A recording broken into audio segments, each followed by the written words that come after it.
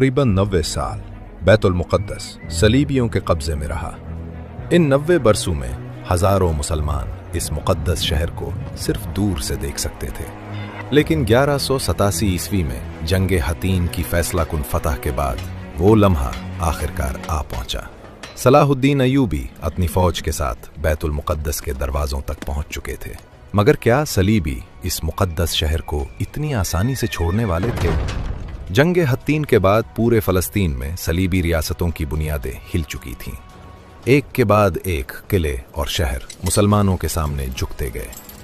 अक्का, नाबलस, याफा, बैरूत और अस्कलान रफ्ता रफ्ता सलाहुद्दीन के कब्जे में आ गए। अब सिर्फ एक शहर बाकी था, बैतुल मुक़द्दस। बैतुल मुक़द्दस के अंदर खौफ फैल चुका था। सलीबी जानते थे कि अगर ये शहर भी हाथ से निकल गया तो तकरीबन 90 साल की उनकी तमाम फतूहात खत्म हो जाएंगी। शहर के दिफा की जिम्मेदारी बिलियन ऑफ इबिलीन ने संभाली।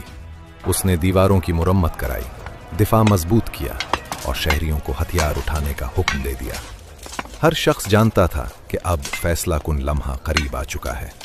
सितंबर 1187 ईस्वी में सलाहुद्दीन अय्यूबी की फौज बैतुल मुक़द्दस के सामने पहुंच गई। चंद ही लम्हों में शहर का मुकम्मल मुहासरा कर लिया गया। दीवोहिकल मंजनीक़ें नस्ब कर दी गईं।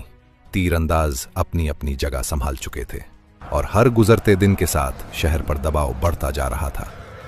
सलीबी हर हमले को रोकने की कोशिश करते रहे, लेकिन मुसलमानों का मुहासरा हर गुजरते दिन के साथ मजीद सख्त होता गया और शहर के मुहाफिज आहिस्ता आहिस्ता थकने लगे। कई दिन की लड़ाई के बाद बिलियन ऑफ इबिलीन सलाहुद्दीन के खेमे में पहुंचा। उसने अमन की दरख्वास्त की। सलाहुद्दीन ने उसे याद दिलाया कि तकरीबन 90 साल पहले जब सलीबियों ने इसी शहर पर कब्जा किया था तो हजारों बेगुनाह मुसलमानों का कत्लेआम किया गया था। ये इंतकाम लेने का सबसे आसान मौका था, लेकिन सलाहुद्दीन ने एक मुख्तलिफ रास्ता चुना, अदल। उन्होंने ऐलान किया कि जो शहरी फिदिया अदा करेंगे उन्हें महफूज तरीके से शहर छोड़ने की इजाज़त दी जाएगी। लेकिन जो गरीब फिदिया अदा नहीं कर सकते थे उनमें से बहुत से लोगों को आज़ाद भी कर दिया गया। सलाहुद्दीन के भाई अल मुल्कुल आदिल और कई मुसलमान इमरा ने भी अपने खर्च पर बहुत से कैदियों का फिदिया अदा किया ताकि वो भी आज़ादी हासिल कर सकें। ये सिर्फ एक फौजी फतह नहीं थी, ये अदल, रहम और आला किरदार की फतह थी। अक्टूबर 1187 ईस्वी में तकरीबन 90 साल बाद बैतुल मुक़द्दस दोबारा मुसलमानों के कब्जे में आ गया। इस्लामी परचम एक बार फिर शहर की फसीलों पर लहराने लगा। मस्जिद अक्सा और तिब्ततुस सखरा को साफ किया गया और बरसों बाद दोबारा अजान की आवाज़ बैतुल मुक़द्दस में गूंज उठी। सिर्फ एक शहर की फतह नहीं थी, ये इस्लामी तारीख के अजीम तरीन लम्हात में से एक था। लेकिन बैतुल मुक़द्दस की ये फतह यूरोप बर्दाश्त न कर सका।